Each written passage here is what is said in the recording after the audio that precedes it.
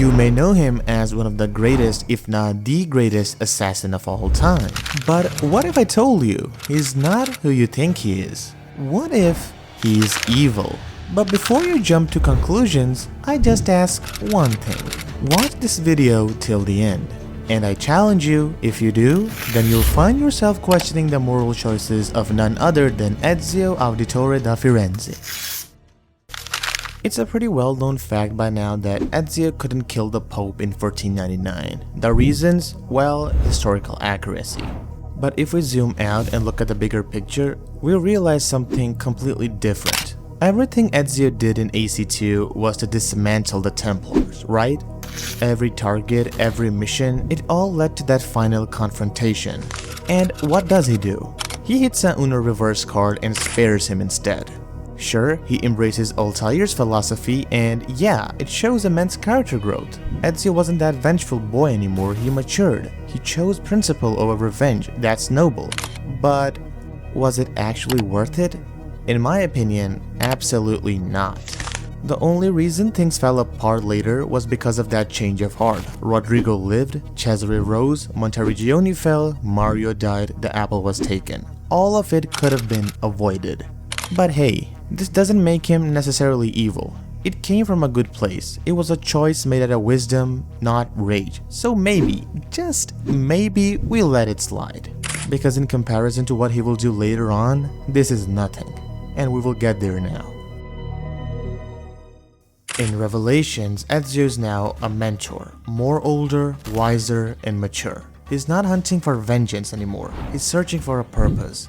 His journey leads him to Altair's library in Masia, but on the way we see something different, a more darker Ezio. From the start, his combat style is more brutal, he fights like a man who's tired, and unlike Brotherhood, there's zero respect for fallen enemies. He's more like Frank Miller's version of the Batman in the Dark Knight Returns comic books, worn down, colder, and almost evil. Here's how. He arrives in Constantinople and immediately gets involved in the Turkish assassin affairs, even though Yusuf warns him not to do that, because that's not his fight. But anyways, stepping in isn't bad, he's a mentor. But then, it all goes south. He begins investigating the keys and stumbles onto an Ottoman general, Tariq, who he believes is the traitor involved in an Ottoman conspiracy. He tracks him down and kills him, only to find out that he was innocent all along. And what does Ezio do? Nothing. No remorse, no regret, nothing. As a matter of fact, this is the same Ezio who brought down the Borgias, who crippled the Templars for generations. And now he's even more powerful. He now has Eagle Sense, an evolved version of Eagle Vision, capable of sensing people's intentions. So how did he miss an innocent man? The answer is pretty simple. He's slipping. But wait, this is just the beginning. Later on, in Istanbul's Arsenal district, he needs a distraction, so what do you think he uses? Bombs? Assassins? Ships? No, civilians. He uses civilians as bait.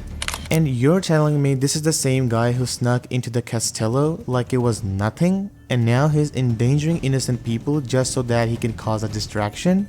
Either he's completely burned out, or he just doesn't care anymore. But here comes the big one. Cappadocia.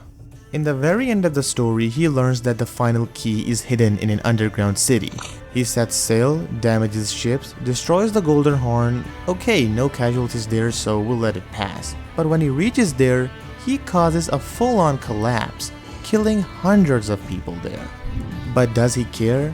Absolutely not. We don't see a single expression of guilt on this man's face there.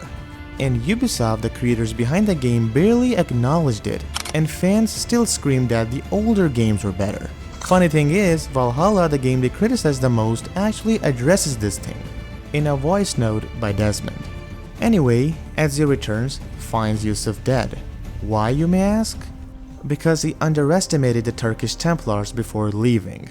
And because of this, Sofia gets captured. Yes, he saves her, yes, they reach Masia, but when he opens the library, he gives up. Just like that. But seriously, if you ask me, at what cost? Innocent lives? Yusuf? His entire town? Mario? And it really makes you wonder, was it really worth it? Let me know what you think.